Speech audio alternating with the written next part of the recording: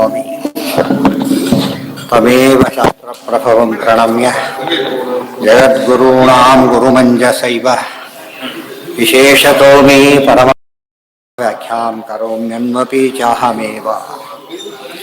ओम ओम अथातोर्मजिज्ञासा आनंदमयाधिकरण ಈಗ ಏವಂ ಯಾವುದು ಮುಗಿತು ಈಕ್ಷತ್ಯಧಿಕರಣ ಅವೆಲ್ಲ ಆಯಿತು.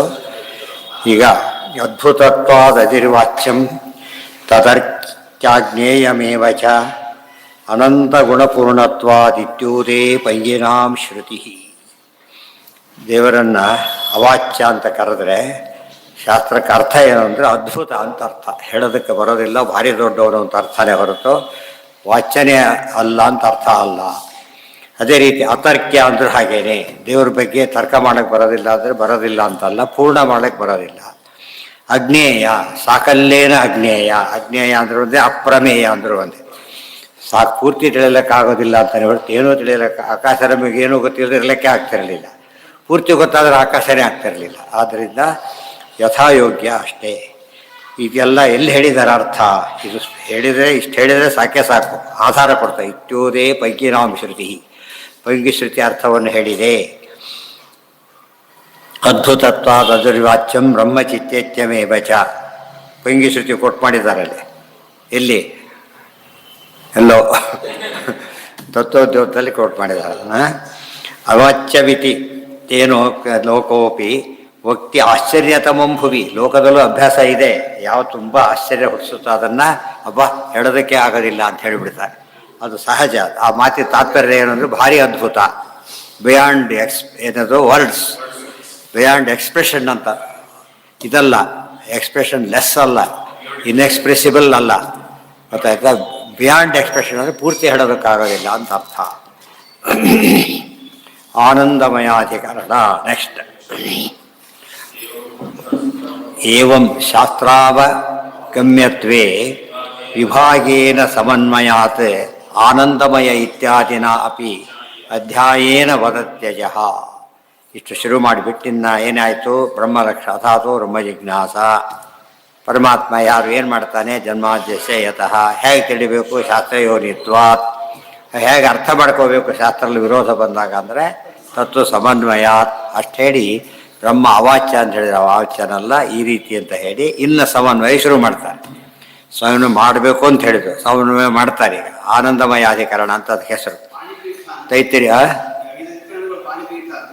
ಏನು ಪಾಣಿಪೀಠ, ಇಡೀ ಇದು ಶಾಸ್ತ್ರದ ಪೀಠ, ಇದು ಒಟ್ಟು ಪೀಠ, ಅಧ್ಯಾಯ ಪೀಠ, ಚತುಸ್ಸೂತ್ರಿ ಅಂತ ಇದಕ್ಕೆ ಹೆಸರು. 4 ಓದಿಬಿಟ್ರೆ ಪಾದಪೀಠ ಅಂತ ಕರೀತಾರೆ. ಇದಕ್ಕೆ ಬದಲು ಇಂಟ್ರಡಕ್ಷನ್ ಕೊಡ್ತಾರೆ. ಇದು 4ಕ್ಕೂ ಸೇರಿಲ್ಲ, ಅದು ಆರಂಭ ಮಾಡ್ತಾರೆ ಒಂದು ಭಾಷಣ. ಇದೆಲ್ಲ ಭ್ರಮೆ ಅಂತ ಹೇಳೋದಕ್ಕೆ ಒಂದು ನೋಟ್ ಬರೀತಾರೆ, ಅದಕ್ಕೆ ಅಧ್ಯಾಶ್ಯ ಭಾಷೆ ಅಂತ ಹೇಳ್ತಾರೆ.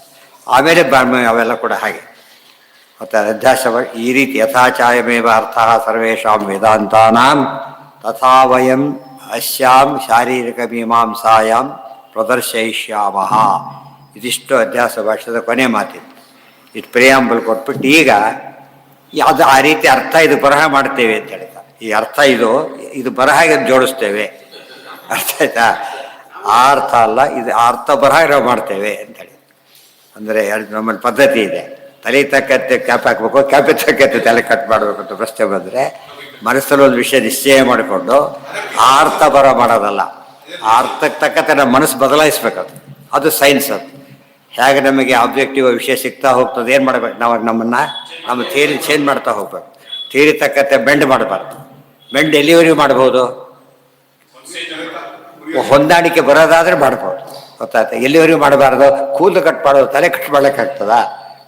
ಟೋಪಿ ಸೇರಿದ್ರೆ ಭಾರಿ ಕೂದಲು ಬಿಟ್ಟರೆ ಕೂದಲು ಕಟ್ ಮಾಡಿ ಅಡ್ಜಸ್ಟ್ ಮಾಡಬಹುದು, ಅದಕ್ಕೆ ತಲೆಗೇನು ಆಗಲ್ಲ. ತಲೆನೇ ಕಟ್ ಮಾಡಬಾರ್ದು. ಆವಾಗ ಬೆಂಡ್ ಮಾಡುವಾಗ ಇದು ಪ್ರಧಾನವಾಗಿ ಟೋಪಿನೇ ಕಟ್ ಮಾಡಬೇಕು, ತಲೆ ಅಂತ. ಅದು ನಿಜವಾದ ಅರ್ಥದಲ್ಲಿ ಅರ್ಥವನ್ನು ಅನ್ವೇಷಣೆ ಮಾಡೋ ರೀತಿ. ಅದು ನೀವು ಗೊತ್ತಿರೋದ್ರಲ್ಲಿ ಕಾಣೋದಾದರೆ ಅದರ ಉಪಯೋಗ ಏನು ಪಡೆದಾಗಾಯ್ತು? ಈಗ ಗೊತ್ತಾಯ್ತಲ್ಲ, ಗೊತ್ತಿಲ್ಲದ ತಿಳ್ಕೊಂಡಾಗ ಶಾಸ್ತ್ರ ಆಗೋದು, ಗೊತ್ತಿರೋದಕ್ಕೆ ಅಡ್ಜಸ್ಟ್ ಮಾಡಿಕೊಂಡ್ರೆ ಶಾಸ್ತ್ರ ಆಗೋದಿಲ್ಲ.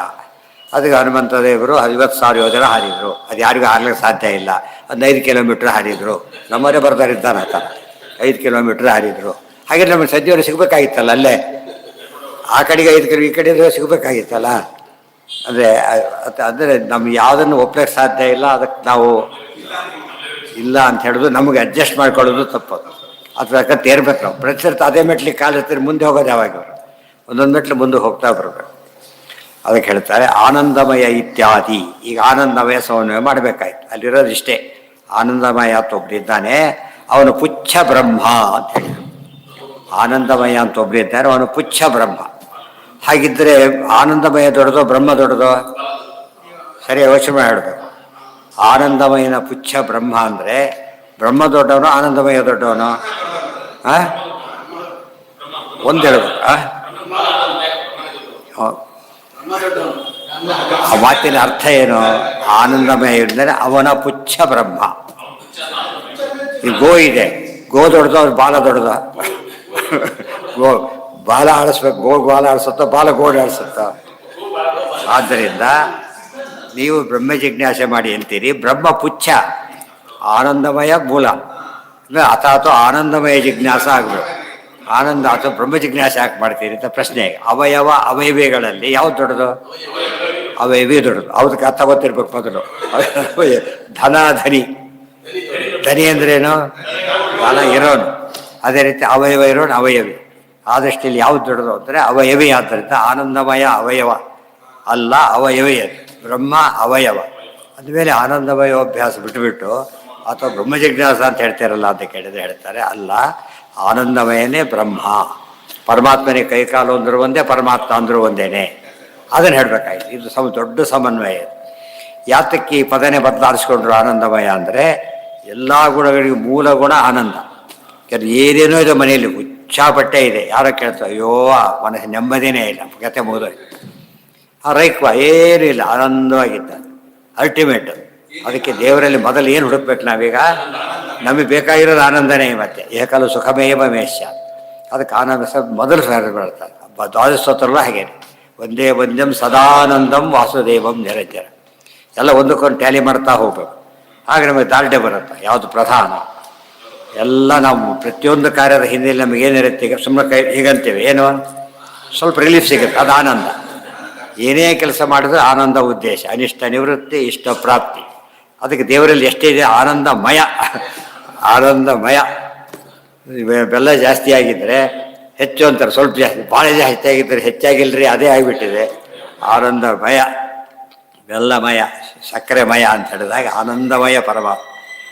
ಆನಂದ ಪರಮಾತ್ಮ ಅಂದ್ರೇನು? ಅದನ್ನೇ ಆಪಾದ ಆನಂದ, ಆನಕ ಆನಂದ, ಆ ಶ್ಮಶ್ರು ಆನಂದ, ಆ ಕೇಶ ಆನಂದ. ಅದು ಸಿಂಪಲ್. ಬೆಂಕಿ ಎಲ್ಲಿ ಸಿಕ್ಕರು ಹೇಗೆ ಬೆಂಕಿನೋ, ಪರಮಾತ್ಮ ಎಲ್ಲೋದ್ರೂ ಆನಂದಮಯನಾಗಿದ್ದಾನೆ. ಅದು ನಮ್ಮ ದೇಹಕ್ಕೆ ಆನಂದಮಯ ಹೇಳಕ್ಕೆ ಬರೋದಿಲ್ಲ. ದೇಹ ಜಡ ಪದಾರ್ಥ. ಮನಸ್ಸಿಗೆ ಆನಂದ ಹೇಳಬಾರ್ದು, ಅದು ಜಡ ಪದಾರ್ಥನೇ. ನಮಗೆ ಜೀವನಿಗೆ ಆನಂದ, ಅದೇ ಇಷ್ಟ ಆನಂದ ಚೂರು ಬಂದಿದೆ ಅಷ್ಟೆ. ದೇವ್ರದ್ದು ಹಾಗಲ್ಲ, ಆನಂದಮಯ. ಮೊದಲನೇದಾಗಿ ಸಣ್ಣ ಕಿಡಿಯಲ್ಲೂ ಪೂರ್ತಿ ಬೆಂಕಿ ಇದೆ, ದೊಡ್ಡ ಪ್ರಳಯಾಗ್ನಿಯಲ್ಲೂ ಪೂರ್ತಿ ಬೆಂಕಿ ಇದೆ. ಬಟ್ ಆ ಕ್ವಾಂಟಿಟಿ ವೈಸ್ ಎಷ್ಟಾಯ್ತದು? ಮತ್ತು ಇನ್ಕಂಪೇರಬಲ್. ಪ್ರಳಯಾಗ್ನಿ ಯಾರು ಹಚ್ಚಿಡೋದಲ್ಲದು, ಗೊತ್ತಾಯ್ತು? ದೀಪ ಹಚ್ಚಿ ಪ್ರಳಯಾಗ್ನಿ ಹಚ್ಚಿಡ್ತಾರ? ಆ ರೀತಿ ಅದೆಲ್ಲ ದೇವರದೆಲ್ಲ ನ್ಯಾಚುರಲ್ ಆಗಿರೋ. ಉಳಿದವರೆಲ್ಲ ಅಕ್ವೈರ್ಡ್. ಅದು ಸ್ವಲ್ಪ ಯೋಗ್ಯತೆ ತಕ್ಕಂತೆ ಬರೋದೆಲ್ಲ ನ್ಯಾಚುರಲ್ಲೇ, ಉಳಿದೆಲ್ಲ ಅದು ಅಕ್ವೈರ್ಡ್. ಆ ಅರ್ಥದಲ್ಲಿ ಇದೆಲ್ಲ ತಿಳಿಸಿ ಆನಂದಮಯ ಶಬ್ದ ಮೊದಲು ಯಾತಕ್ಕೆ ಕಾರಿಸ್ಕೊಂಡಿರೋದೇ ಪ್ರಶ್ನೆ. ಅದನ್ನೇ ಉತ್ತರ ತಿಳ್ಕೊಳ್ತಾ ಹೋಗ್ಬೇಕು. ಗೊತ್ತಾಯ್ತಾ? ಇಷ್ಟು ಹೇಳಿದರು. ಆನಂದಮಯ ಇತ್ಯಾದಿನ ಅಧ್ಯಾಯೇನ, ಇದಿಷ್ಟು ಅಧ್ಯಾಯ ಮುಂದೆ ಏನು ಹೇಳ್ತಾ ಇದೆ? ಇಡೀ ಅಧ್ಯಾಯ ಸಮನ್ವಯ ಮಾಡ್ತಾ ಇದೆ. ಅದು ಸಮನ್ವಯ ಅಧ್ಯಾಯ. ತತ್ರ ಅನ್ಯತ್ರ ಪ್ರಸಿದ್ಧಾನಾಂ ವಿಷ್ಣಾವೇವ ಸಮನ್ವಯಂ. ಅನ್ಯತ್ರ ಪ್ರಸಿದ್ಧ, ಉಭಯತ್ರ ಪ್ರಸಿದ್ಧ, ಅನ್ಯತ್ರೈವ ಪ್ರಸಿದ್ಧ ಮತ್ತು ತತ್ರೈವ ಪ್ರಸಿದ್ಧ. ತತ್ರೈವ ಪ್ರಸಿದ್ಧ ಹೇಳಬೇಕಾಗಿಲ್ಲ, ಯಾಕೆ? ನ್ಯಾಚುರಲ್ ಆಬ್ವಿಯಸ್ ಅಂದ್ಬಿಡ್ತಾರೆ. ಉಳಿದೆಲ್ಲ ಸಮನ್ವಯ ಮಾಡಬೇಕು. ಅದಕ್ಕೆ 4 ಪಾಯಿಂಟ್, 4 ಉಳಿದು ಒಟ್ಟು 4 ಪಾದ ಇದೆ. ಈಗ ಇದು ಪಾದಪೀಠ. ಇಲ್ಲಿಂದ ಸಮನ್ವಯ ಶುರುವಾಗೋದು ಆ್ಯಕ್ಚುಲಿ ಇಲ್ಲಿಂದ. ಇದಿಷ್ಟು ಅದಕ್ಕೆಲ್ಲ ಪ್ರಿಯಾಮೂಲ ಕೊಟ್ಟರು. ಅದು ಮುಂದೆ ಹೇಳ್ತಾರೆ. ಈಗ ಶಬ್ದಾನಾಂ ಪ್ರಥಮೇ ಪಾದೆ ಗುಣಿ ಸಾಮಾನ್ಯ ವಾಚಿನ. ಗುಣಿಮಾಚಿ ಆನಂದವನ್ನು ಹೊಂದಿರೋದು ಗುಣಿ. ಅದು ಆನಂದ ಗುಣ. ದೇವರಿಗೆ ಗುಣ ಗುಣಿ ಅಂತ ವ್ಯತ್ಯಾಸ ಇಲ್ಲ, ಆದರೂ ಕೂಡ ಗುಣಿ ಪ್ರಧಾನವಾಗಿ ಮಾತಾಡ್ತಾರೆ. ಶಬ್ದಾನಾಂ ಪ್ರಥಮೇ ಪಾದೆ ಗುಣಿ ಸಾಮಾನ್ಯ ವಾಚಿನಾಂ. ಇದನ್ನು ಆನಂದಮಯ ಅಂತ ಹೇಳಿದ ಮೇಲೆ ಇನ್ನೇನು ಹೇಳಬೇಕು? ಬಲಮಯ, ಜ್ಞಾನಮಯ, ಎಲ್ಲ ಪ್ರಾಣ, ಏನು ಬೇಕಾದ್ರೆ ಹೇಳ್ಬೋದು. ಮಯ, ಒಳ್ಳೇದು ಏನೇನಿದೆಯೋ ಅದೆಲ್ಲ ಮಯ. ಮಯ ಅಂದ್ರೇನು? ಪರಿಪೂರ್ಣ. ಮಯ ಅಂದರೆ ಪರಿಪೂರ್ಣ. ಇದು ದೇವರ ಬಗ್ಗೆ ಹೇಳಬೇಕಾದ ಮಾತು. ಸಮನ್ವಯ ಮಾಡಿದ್ದು ಯಾವುದೀಗ? ಆನಂದಮಯ ಒಂದೇ. ಪಠ್ಯ ಏನು ತಿಳ್ಕೊಬೇಕೀಗ? ಶುದ್ಧಾನಂದೋರು ಸಂವಿದ್ಯುತಿ ಬಲ ಬಹುಲೋದಾರ್ಯ ವೀರ್ಯಾದಿ ದೇಹ ಅತ್ಯುದ್ರಿಕ್ತ ವಿದೋಷ ಸುಖ ಮಹಾಜ್ಞಾನೈಕತಾನ ಪ್ರಭಾ ಸರ್ವಪ್ರಾಭವ ಶಕ್ತಿ ಭೋಗ ಬಲ ಸತ್ ಸಾರಾತ್ಮ ದಿವ್ಯಾಕೃತಿ. ಇಷ್ಟು ಗುಣಗಳು ಬಂದೋಯ್ತು ಈಗ. ಅರ್ಥ ಆಯ್ತು? ಸತ್ ಸನ್ಮಯ, ಚಿತ್ ಚಿನ್ಮಯ, ಆನಂದಮಯ, ಆಮೇಲೆ ಆತ್ಮ ಆತ್ಮನೇ ಆಗಿದ್ದಾನೆ. ಇದೆಲ್ಲ ತಿಳ್ಕೊಂಡ್ರೆ ಅದು ಭಾರಿ ಸ್ವಾರಸ್ಯ. ಶಬ್ದಾರಾಮ್ ಪ್ರಥಮೇ ಪಾದೆ ಗುಣಿ ಸಾಮಾನ್ಯವಾಚಿನ ಗುಣವಾಚಿನಾಂಚ ಪ್ರಥಮ ಪಾದೆ ದೇವ ದೇವ ವ್ಯಾಸದೇವ ವೇದವ್ಯಾಸದೇವರು ಮೊದಲನೇ ಪಾದದಲ್ಲಿ ಸಮನ್ವಯ ಮಾಡ್ತಾ ಇದ್ದಾರೆ ಈ ಆನಂದಾದಿ ಶಬ್ದಗಳನ್ನು. ಸಮುದ್ರಶಾಯಿನಂ ಸರ್ವಪ್ರಸೂತಿ ಪ್ರಭವಂ ಶ್ರುತಿ ತದೇವ ಬ್ರಹ್ಮಪರಮಂ ಇತಿ ಸಾವಧೃತಿರ್ಜಗೌ. ಮೊದಲು ಬ್ರಹ್ಮ ಶಬ್ದಕ್ಕೆ ಏನರ್ಥ ಅಂತ ಹಿಂದೆ ಹೇಳಿದ್ದಾರೆ ಈಗಾಗಲೇ. ಅದು ಮತ್ತೊಂದು ಹೇಳ್ತಾರೆ, ತದೇವ ಬ್ರಹ್ಮ ಪರಮಂ ಕವೀನಾಂ. ಹೀಗೆಲ್ಲ ಹೇಳ್ತಾ ಬ್ರಹ್ಮ ಶಬ್ದವನ್ನು ಆನಂದಮಯ ಶಬ್ದ ಹೇಳಿ ಇಲ್ಲಿ ಪುಚ್ಛ ಅಂತ ಹೇಳಿದ್ದು ಇಲ್ಲಿ ಒಂದು ಕಡೆ. ಆದರೆ ಬೇರೆ ಎಲ್ಲ ಕಡೆ ಏನಂತ ಹೇಳಿದ್ದಾರೆ? ಬ್ರಹ್ಮ ಆನಂದಮಯ, ಬ್ರಹ್ಮ ಆನಂದಮಯ ಅಂತ ಹೇಳಿಬಿಟ್ಟಿದ್ದಾರೆ.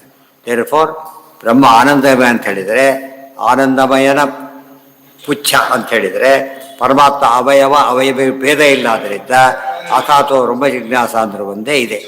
ಹೋಲಿ ಆನಂದಮಯ ಜಿಜ್ಞಾಸ ಅಂತ ಯಾಕೆ ಹೇಳಲಿಲ್ಲ ಅಂದರೆ ಪುಚ್ಛ. ದೇವ್ರು ಪೂರ್ತಿ ತಿಳ್ಕೊಳ್ಳೋಕೆ ಬರೋದಿಲ್ಲ, ಸ್ವಲ್ಪ ತಿಳ್ಕೊಳ್ಳಿ. ಕೊನೆ ಪಕ್ಷ ಪೂರ್ತಿ ಫೋಟೋ ತೆಗಿಲಕ್ಕೆ ಬರೆದವ್ರೆ ಕೊಡ್ತಾರಲ್ಲ ಅಷ್ಟೆ. ಕಾಲು ಫೋಟೋ ಕಳಿಸೋದಿಲ್ಲ, ಮುಖದ ಬೇಸ ಕಳಿಸೋ ಹಾಗೆ ಅದನ್ನು ಕಳಿಸಿದ್ದಾರೆ. ಸಮುದ್ರಶಾಯಿನಂ ಸರ್ವಪ್ರಸೂತಿ ಪ್ರಭವಂ ಶ್ರುತಿ. ಸಮುದ್ರಶಾಯಿ ಅದೇ ಮಮ ಯೋನಿರಪ್ಸು ಅಂತಃ ಸಮುದ್ರೇ. ಸಮುದ್ರಶಾಯಿ ಪರಮಾತ್ಮ. ಸರ್ವಪ್ರಸೂತಿ ಪ್ರಭವ, ಸರ್ವಪ್ರಸೂತಿಗೂ ಕಾರಣ ಅಂದರೆ ಎಲ್ಲರ ಹುಟ್ಟಿಗೂ ಕಾರಣ. ಜನ್ಮಾದ್ಯಸ್ಯ ಯತಃ ಇತಿ ಶ್ರುತಿ.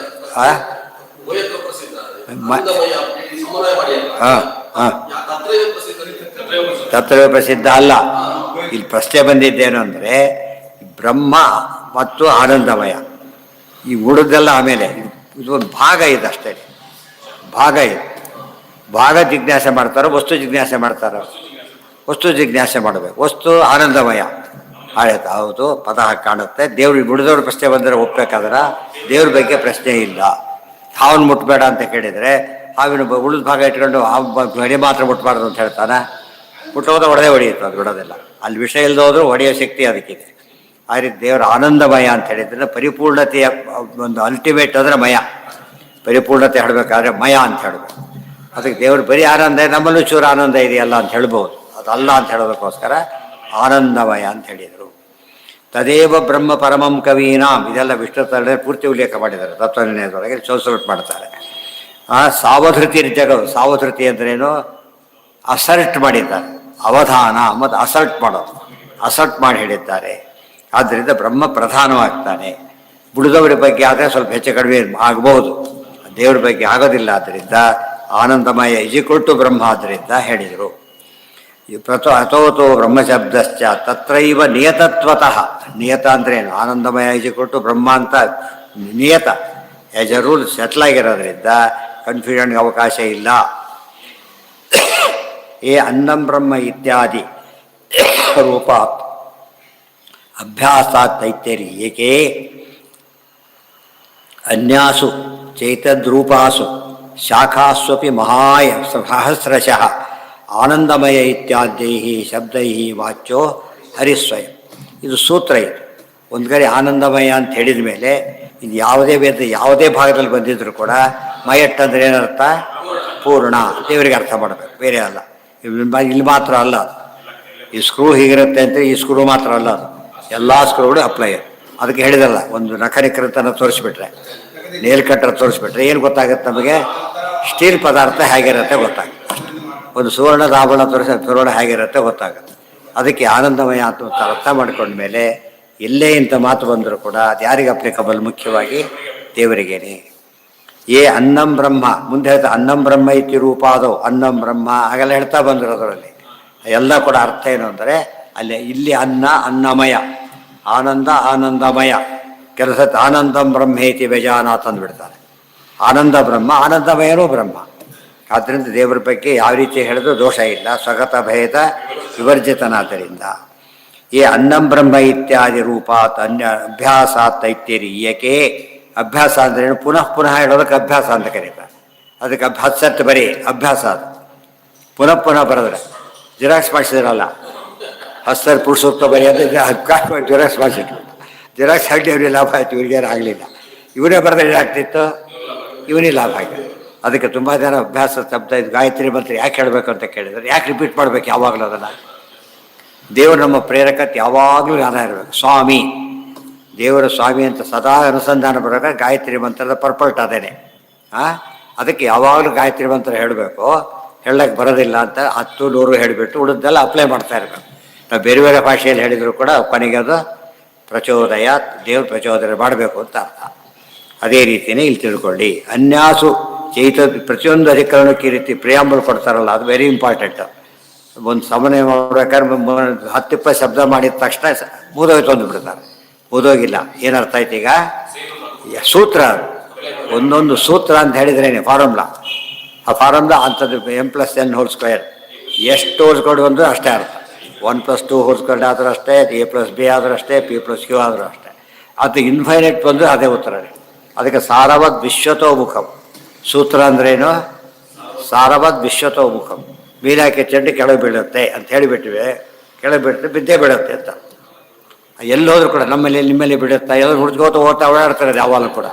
ಅವ್ರಿಗೆ ಅರ್ಥ ಆಗಿಲ್ಲ, ಸೂತ್ರ ಅರ್ಥ ಆಗಿಲ್ಲ. ಸೂತ್ರ ಅರ್ಥ ಆಗಿಬಿಟ್ರೆ ಹುಡುಕ್ತಾ ಕೊಡೋದಿಲ್ಲ. ಏನಂತಾನೋ ಅವನು ಕಣ್ಣು ಮುಚ್ಕೊಂಡು ಹೇಳ್ತಾನೆ, ಅದು ಬೆಳಲೇಬೇಕು ಕೆಳಗೆ. ಈಗ ಪ್ಲೇನು ಇದು ಎಷ್ಟಿರುತ್ತೆ, ಇದು ಸಣ್ಣ ಮರಳು ತುಂಡು ಬಿದ್ದು ಬಿಡುತ್ತೆ, ಮಿಲಿಗ್ರಾಮಿನಷ್ಟು ಕೆಳಗೆ ಬಿಡುತ್ತೆ.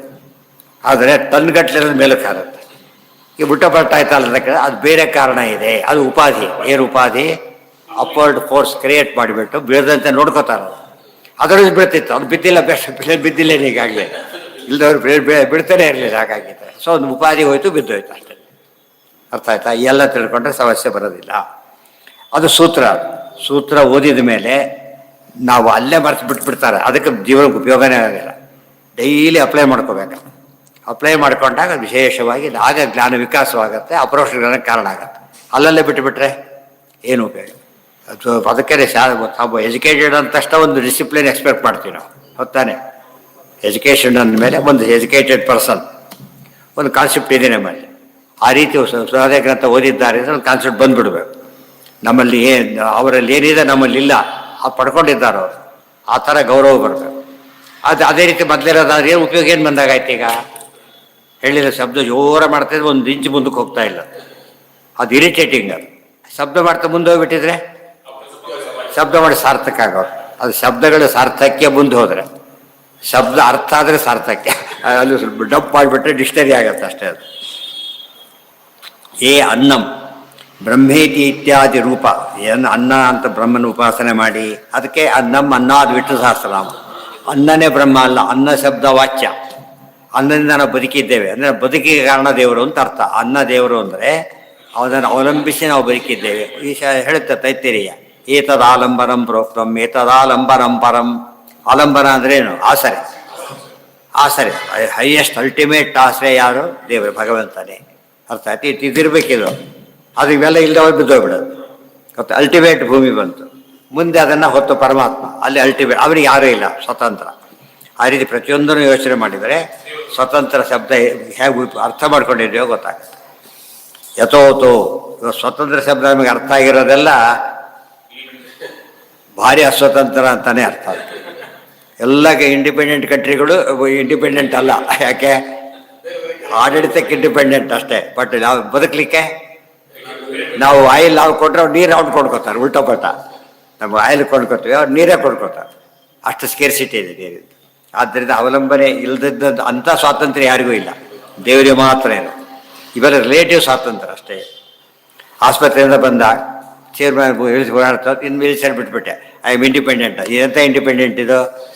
ಇಷ್ಟೇ. ಅದು ವಾಕರ್ ಬಿಟ್ಟಿದ್ದೇ ಇಂಡಿಪೆಂಡೆನ್ಸ್, ವೀಲ್ ಚೇರ್ ಬಿಟ್ಟಿದ್ದೇ ಇಂಡಿಪೆಂಡೆನ್ಸ್, ಬೇರೆ ಏನಲ್ಲ. ಆ ದೇವ್ರ ಇಂಡಿಪೆಂಡೆನ್ಸ್ ಆಗಲ್ಲ.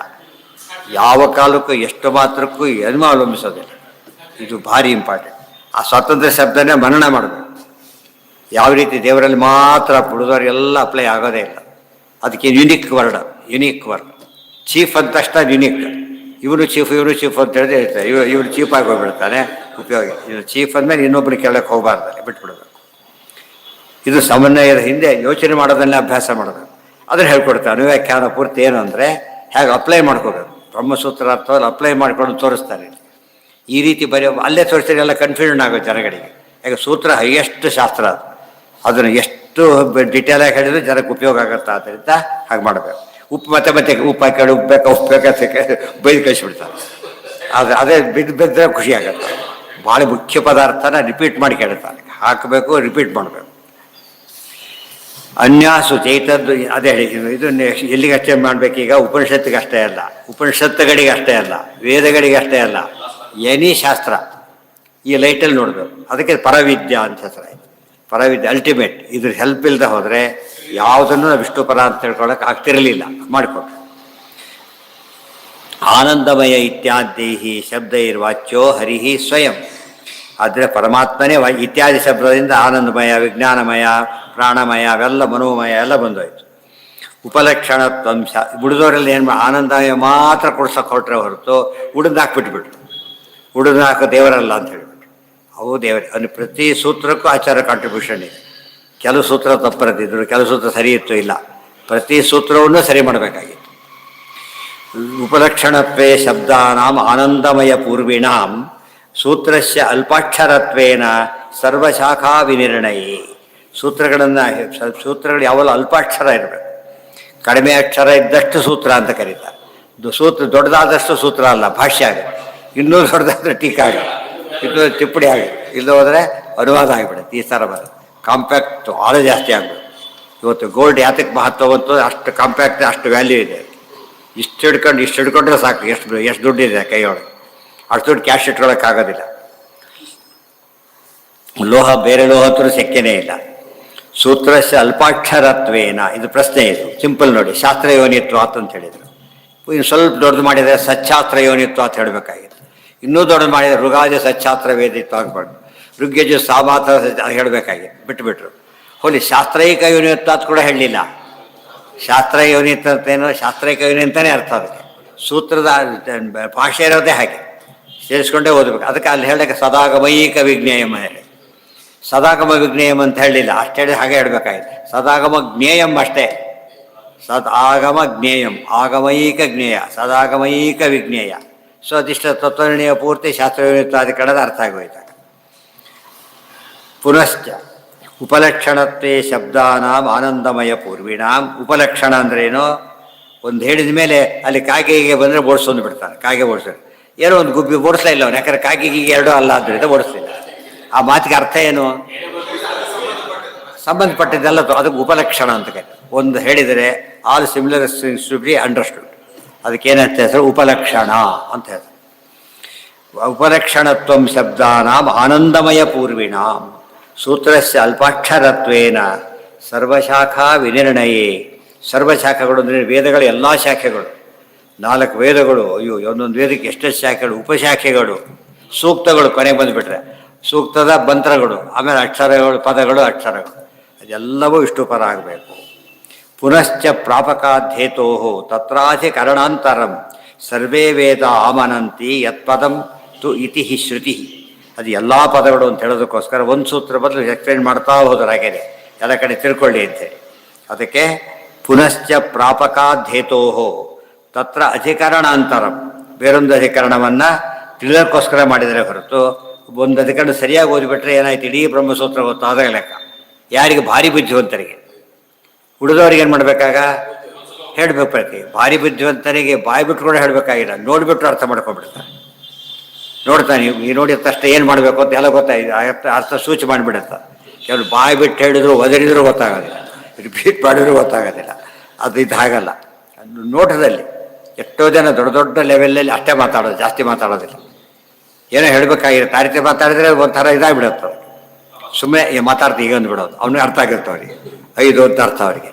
ಇನ್ನೊರು ಬಂದು ಈಗ ಮಾತಾಡಿ ಈಗ ಬಿಡೋದು ಅವ್ರಿಗೆ. ಯಾಕಂದರೆ ಕೋಡ್ ಹೊಡಿಸಿದ್ದಾಗ ಬಾಯಿ ಬಿಟ್ಟು ಹೇಳ್ಬಿಟ್ರೆ ಅವ್ರಿಗೆ 10 ಕೊಟ್ಟರು 5 ಕೊಟ್ಟರು ಗಲಾಟೆ ಮಾಡ್ತಾರೆ. ಅವ್ರ ಪಕ್ಷಪಾತ ಇವರ ಪಕ್ಷಪಾತ ಮಾಡಿದ್ದಲ್ಲ, ಅವ್ರು ಏನೋ ಅಂತ ತಿಳ್ಕೊಂಡ್ಬಿಟ್ಟಿರ್ತಾರೆ. ಸೂಚನೆ ಅದಕ್ಕೇನೆ ಜ್ಞಾನ ಅಂತ ಕರೆಯೋದು. ಸೂಚನೆ ಧ್ವನಿಯಿಂದ ತಿಳಿಯೋದು. ಯಾರೋ ಕೂಗ್ತಾರೋ, ಅದು ನೋವಾಗಿ ಕೂಗ್ತಾರೋ, ಖುಷಿಗೆ ಕೂಗ್ತಾರೋ, ಅದೇ ಸೌಂಡಲ್ಲಿ ಹೇಳುತ್ತೆ. ಆ ಕೂಗಿದಾಗ ಮೊದಲು ಓಡಿ ಪಾಪ ಏನಾಗಿದೆ ಅಂತ ಹೇಳ್ತಾರೆ. ಇದು ಅರ್ಥ ಮಾಡ್ಕೊಂಡು ಅವನೇ ಬಂದು ಕರೆಯವರೆಗೂ ಮಾಡೋದಾದ್ರೆ ಕೂಗಿ ಅರ್ಥನೇ ಇರೋದು. ಅದರ ಜ್ಞಾನ ಇಂಪ್ರೂವ್ ಮಾಡಿ ಪ್ರತಿ ಸ್ಟೇಜಲ್ಲೂ ಕೂಡ ಜ್ಞಾನ ದೊಡ್ಡ ವಿಶಾಲ ಮಾಡ್ಕೊತ ಹೋಗ್ಬೇಕು ನಾವು. ಅದು ಮನು ಅಂದರೆ ಅವಬೋಧನ. ಅದಕ್ಕೆ ಮಾನವ. ಬೇರೆ ಪ್ರಾಣಿಗಳಿಗೆ ಸಾಧ್ಯ ಇಲ್ಲ. ಹುಟ್ಟಿದಾಗ ಹೇಗಿರುತ್ತೋ ಸಾಯ್ಬೇಕಾದ್ರೆ ಹಾಗೆ ಇರುತ್ತೆ ಬೇರೆ ಪ್ರಾಣಿಗಳು. ಗಂಗಾ ಜಲ ಇಡಿ, ಗೊತ್ತಾಯ್ತಾ, ಸಾಮಾನ್ಯ ನೀರಿಡಿ, ಗೋವಿಗೆ ಎರಡೂ ಒಂದೇ. ಕರುಗೆ ಹಾಗೆ ಸಾಯೋ ಗೋವಿನವ್ರಿಗೆ ಹಾಗೆ ಇರುತ್ತೆ, ನೋ ಚೇಂಜ್. ಯಾವ ಪ್ರಾಣಿಗಳು ಬುದ್ಧಿಯಲ್ಲಿ ಏನಾಗುತ್ತೆ ಅದು ಬದುಕೋದಕ್ಕೆ ಎಷ್ಟು ಅಷ್ಟೇ ಗೊತ್ತಿರೋದು, ಡೆವಲಪ್ಮೆಂಟ್ ಇರೋದಿಲ್ಲ. ಆದರೆ ಇದು ಹಾಗಲ್ಲ, ಮನುಷ್ಯ ಎಷ್ಟು ಬೆಳೆದು ಬಿಡ್ತಾನೆ ಕೊನೆಗೆ. ಅದಕ್ಕೆ ಮಾನವ ಅಂತ ಹೇಳ್ತಾರೆ. ಮಾನವ ಆ ಬೆಳವಣಿಗೆ ಬರೋದಕ್ಕೆ ಮನುಷ್ಯನ ಎಲ್ಲ ಪ್ರಾಣಿಗಳು ಒಂದಾದರೆ ಮಾನವ ವಿಶಿಷ್ಟವಾದ ವಿಶೇಷ ಬಂತು. ಅದನ್ನು ತಿಳ್ಕೊಳ್ಳಿ ಅಂತ ಹೇಳ್ತಾರೆ. ಸರ್ವೇ ವೇದ ಯತ್ಪದ ವಾಮನಂತಿ. ಅದು ವಾಕ್ಯ ಇರೋದೇನಂತ ಯತ್ಪ ಇವರು ಊಟಪಟ್ಟ ಮಾಡಿದ್ರು. ಸರ್ವೇ ವೇದಾಮನಂತಿ ಯತ್ಪದಂ ಅಂತ ಸೇರಿಸಿದ್ರು. ಆ ರೀತಿ ಬದಲಾವಣೆ ಮಾಡೋದು ಆಚಾರ ವಿಶೇಷತೆ. ಇತಿ ಶ್ರುತಿ ಆನಂದಮಯ ರೂಪೇತು ಬ್ರಹ್ಮಣ ಪುಚ್ಛತೋಕ್ತಿತಃ ಸಮಸ್ತ ಬ್ರಹ್ಮತಾ ಪ್ರಾಪ್ತೇರ್ ಆನಂದಮಯ ನಾಮಹಿ. ಆನಂದಮಯ ಶಬ್ದ ಉಪಯೋಗಿಸಿದ್ರಿಂದ ಅಲ್ಲ ನೀವು ಇಷ್ಟೆಲ್ಲ ಅರ್ಥ ಹೇಳಿದ್ವಿ, ಬುದ್ಧಿಯಿಂದ ಅರ್ಥ ಹೇಳ್ತಿರೋ ಅಂದ್ರೆ ಅಲ್ಲ, ಆನಂದಮಯ ಅಂತ ಹೇಳಿದ ಮೇಲೆ ಈಸ್ ಟೋಟಲಿ ಏನದು ಬ್ಲಿಸ್ಫುಲ್ ಅಂತ ಹೇಳಿದಾಗ ಪುಚ್ಚನು ಬ್ಲಿಸ್ಫುಲ್ ಆಯ್ತಲ್ಲ. ಆ ಮಯ ಶಬ್ದ ಉಪಯೋಗಿಸಿದ್ದಕ್ಕೆ ಹಾಗಾಗಿ ಸಮಸ್ತ ಒಂದೇ ಪಾತ್ರೆಯಲ್ಲಿ ಉಪ್ಪು ಸಾರು ಹಾಕ್ತಾರೆ, ಅದು ಉಪ್ಪು ಕಡಿಮೆ ಇದೆ. ಅವಾಗ ಬುಡದವ್ರು ಏನೇ ಹಾಕಿದ್ರು ಅದೇ ಅದು ಕಡಿಮೆನೇ ಹೋಗುತ್ತೆ. ಉಪ್ಪು ಸರಿ ಮಾಡಿದ್ರು ಎಲ್ಲರಿಗೂ ಸರಿಯಾಗಿ ಹೋಗುತ್ತೆ. ಪ್ರತಿಯೊಂದು ಎಲೆ ಬಂದು ಕೈಯಾಗಿ ಕಲಿಸ್ಬೇಕಾಗಿಲ್ಲ, ಅಲ್ಲಿಗೆ ಹಾಕಿಬಿಟ್ರೆ ಬಂದ್ಬಿಡುತ್ತೆ ಹಾಗೆ. ಅದಕ್ಕೆ ಮಯ ಶಬ್ದ ಉಪಯೋಗಿಸಿದ ಮೇಲೆ ಹೋಲ್ ಬಾಡಿ ಎಂಟೈರ್ ಪರಮಾತ್ಮ ಹೇಗಿದ್ದಾನೆ ಆನಂದಮಯ. ಜ್ಞಾನ ಹೇಗಿದೆ ವಿಜ್ಞಾನಮಯ. ಪ್ರತಿಯೊಂದು ಕೂಡ ನಮ್ಮಲ್ಲಿ ದೇವರು ಹೇಗಿಟ್ಟಿದ್ದಾನೆ ನೋಡಿ. ಕಣ್ಣು ಒಂದು ಜಾಗ ಫಿಕ್ಸ್ ಆಗಿಬಿಟ್ಟಿದೆ ಅಷ್ಟೆ, ಮೂಗು ಎಲ್ಲ ಫಿಕ್ಸ್ ಆಗಿಬಿಟ್ಟಿದೆ. ಈ ಚರ್ಮ ಹಾಗಲ್ಲ, ಇಡೀ ದೇಹ ತುಂಬ ಇದೆ, ಗೊತ್ತಾಯ್ತಾ. ಎಲ್ಲಿ ಬಿಟ್ಟಿದ್ರೆ ಗೊತ್ತಾಗುತ್ತೆ. ಈ ಕಣ್ಣಿಗೆ ಎಲ್ಲಿ ನೋಡಿದ್ರೆ ಗೊತ್ತಾಗೋದಿಲ್ಲ, ಒಂದು ಕಡೆ ನೋಡಿದ್ರೆ ಗೊತ್ತಾಗಲ್ಲ ಕೆಲಸ. ಅಷ್ಟು ಕಣ್ಣು ಭಾರಿ ಪ್ರತಿಯೊಂದು ಬೇಗಳು ಒಂದರಲ್ಲೇ ಸ್ವಾರಸ್ಯ ಇಟ್ಟಿದ್ದಾರೆ. ಅದಕ್ಕೆ ಕೂಗೇಳಿ ಬುಟ್ಟೆ ಬಿಸ್ತಾರೆ, ತಕ್ಷಣ ಅರ್ಥ ಆಗುತ್ತೆ. ಕಿವಿಗೆ ಮುಟ್ಟದೆ ಹೋಗಿದ್ದು ಚರ್ಮದಿಂದ ಮುಟ್ಟಿರ್ತಾರೆ. ಚರ್ಮ ಇಡೀ ದೇಹದಲ್ಲಿ ಚರ್ಮ ಇದೆ, ಅರ್ಥ ಆಯ್ತಾ. ಸೆನ್ಸೇಷನ್ ಬರುತ್ತೆ, ಇಡೀ ದೇಹ ಸೆನ್ಸೇಷನ್ ಬರುತ್ತೆ. ಆದರೆ ಮುಳು ಇಂದ್ರಿಯಗಳು ಲಿಮಿಟ್ ಆಗಿಬಿಡುತ್ತೆ ಅಷ್ಟಕ್ಕೆ. ಆದರೆ ದೇವ್ರದ್ದು ಎಲ್ಲ ಇಂದ್ರಿಯ ಹಾಗೇ ಇದೆ. ನಮಗೆ ಪ್ರಶ್ನೆ ಬರ್ತೀವಿ, ಅಲ್ಲಿ ಹೇಗಿರುತ್ತೆ, ನಮಗೆ ಚರ್ಮ ಒಂದು ಹಾಗಿಲ್ವಾ, ಹುಡು ದೇವ್ರಿಗೆ ಹಾಗೇ ಇದೆ. ಕೆಲವ್ರು ಹೇಳ್ತಾರೆ ಭಾರಿ ಸೂಕ್ಷ್ಮ ಗಮನಿಸ್ತಾರಲ್ಲ, ಅವ್ರಿಗೆ ಮೈಯೆಲ್ಲ ಕಂಡ್ರಿ ಹುಷಾರು ಅಂತ ಹೇಳ್ತಾರೆ. ಮೈಯೆಲ್ಲ ಕಂಡು ಅಂತ ಹೇಳಿದರೆ ಯಾರು ಬೇಕಾದ್ರೂ ಗೊತ್ತಾಗೋದೇ ಇಲ್ಲ, ನೋಡ್ಬಿಟ್ಟಿರ್ತಾರೆ ಆಗಲಿಲ್ಲ. ಅದಕ್ಕೆ ಮೈಯೆಲ್ಲ ಕಣ್ಣು. ಉಳಿದವರಿಗೆ ಮೈಯೆಲ್ಲ ಕಣ್ಣೋದೇನದು ಜಸ್ಟ್ ಅನ್ ಇಡಿಯಮ್. ದೇವರಿಗೆ ಮಾತ್ರ ಆ್ಯಕ್ಚುಯಲ್ ಫ್ಯಾಕ್ಟ್. ದೇವರಿಗೆ ಏನು ಹೇಳಿದ್ರು ಕೂಡ ಏನಾಗುತ್ತದು, ಅದು ಆ್ಯಕ್ಚುಲಿ ಕಡಿಮೆ ಆಗಿಬಿಡುತ್ತೆ. ಉಳಿದವ್ರಿಗೆ ಹೆಚ್ಚಾಗುತ್ತೆ, ದೇವರಿಗೆ ಕಡಿಮೆ ಆಗಿಬಿಡುತ್ತೆ. ಇದು ಸ್ವಾರಸ್ಯ. ಅದನ್ನೆಲ್ಲ ತಿಳ್ಕೊಳ್ಳಿ. ಇದಿಷ್ಟು ಪ್ರಿಯಾಂಬಲ್ ಎಷ್ಟು ಚೆನ್ನಾಗಿದೆ, ಇಷ್ಟು ಓದಿಬಿಟ್ರೆ ಮುಂದಿನ ಕನ್ನಡ ಹೇಗೆ ಓದಬೇಕು ಗೊತ್ತಾಗತ್ತೆ. ಇದೆಲ್ಲ ಭಾಷೆಯಲ್ಲಿ ಬರೆಯೋದಿಲ್ಲ. ಈಗ ಸೂತ್ರಾರ್ಥನೇ ಭಾಳ ಕಷ್ಟದ ಕೆಲಸ ಇತ್ತು, ಅದು ಸಪ್ರೇಟ್ ಮಾಡಿಕೊಳ್ಳಿ ಅಂತೇಳಿ ಬಿಟ್ಬಿಟ್ರು. ಸರಿಯಾಗಿ ಓದು ಎಲ್ಲ ಸೇರಿಸ್ಕೋಬೇಕೀಗ. ಬಡಿಸಿದ್ದನ್ನು ತಿನ್ನೋ ಪ್ರಸಂಗದಲ್ಲಿ ಏನು ಮಾಡ್ತಾನೆ ಅವನು, ಕಲಿಸ್ಕೊತಾನೆ. ನಾವು ತಿಳಿಯೋ ಪ್ರಸಂಗ ಎಲ್ಲ ಸೇರಿಸ್ಕೊಂಡು ಹೋದಾಗ ಅದು ಅಧ್ಯಯನ ಆಗುತ್ತೆ. ನಮಗೆ ಕಲಿಸ್ಕೊಂಡವ್ರ ಬಗ್ಗೆ ಎಕ್ಸ್ಪರ್ಟ್ ಆಗಿರ್ತೇವೆ.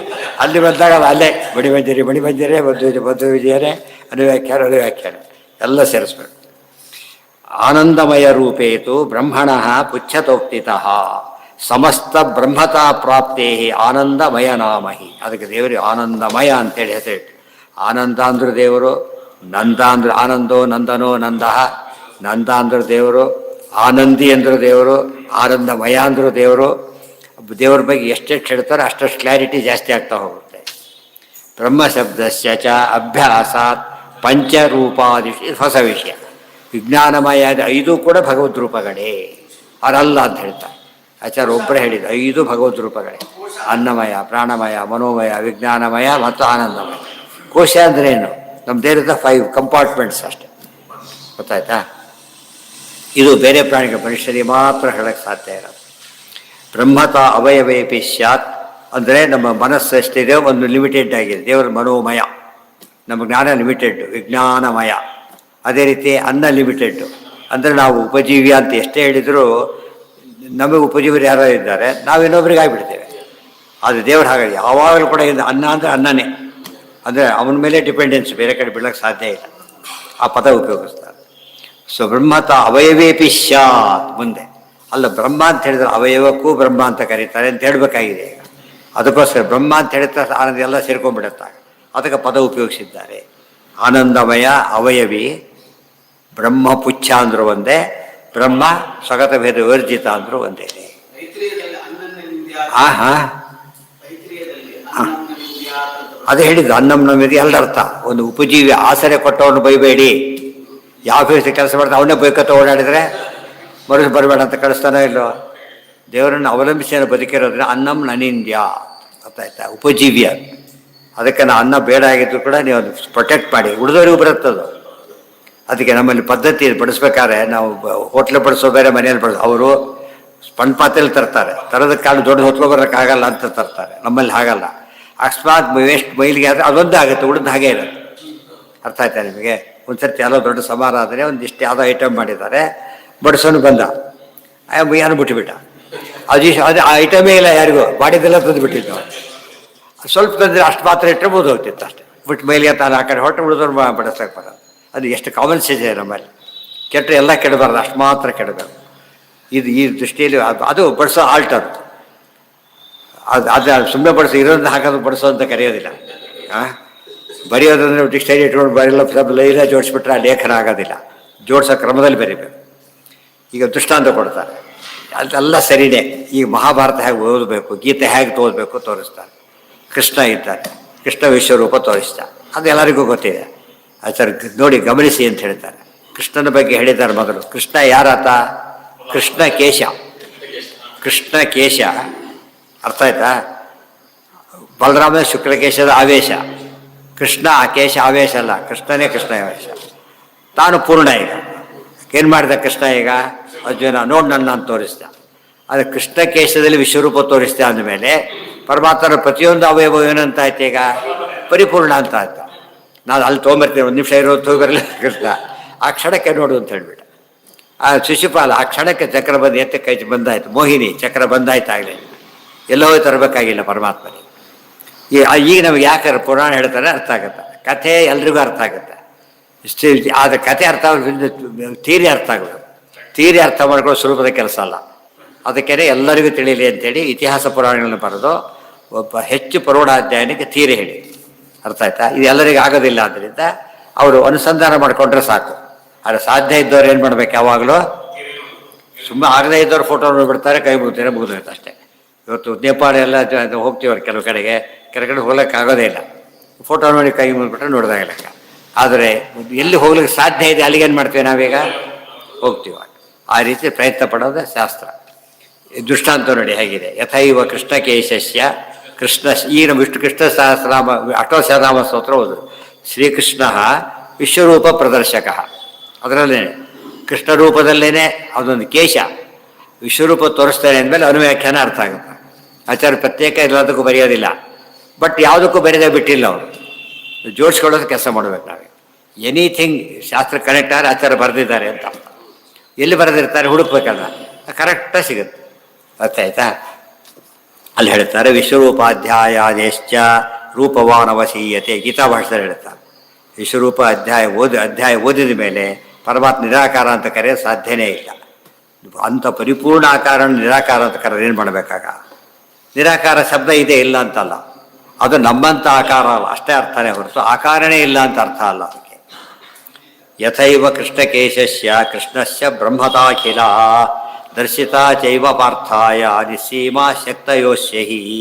ಅದು ಪರಮಾತ್ಮನ ಪರಿಪೂರ್ಣತೆ ಎಲ್ಲ ಕಡೆ ಇರೋದ್ರಿಂದ ಸರ್ವತಃ ಇದು ಬೇಕು. ಇನ್ನೊಂದು ವಾಕ್ಯ ಗೀತಾದಲ್ಲಿ ಸರ್ವತಃ ಪಾಣಿಪಾದಂ ತತ್ ಸರ್ವತೋಕ್ಷಿ ಶಿರೋಮುಖ.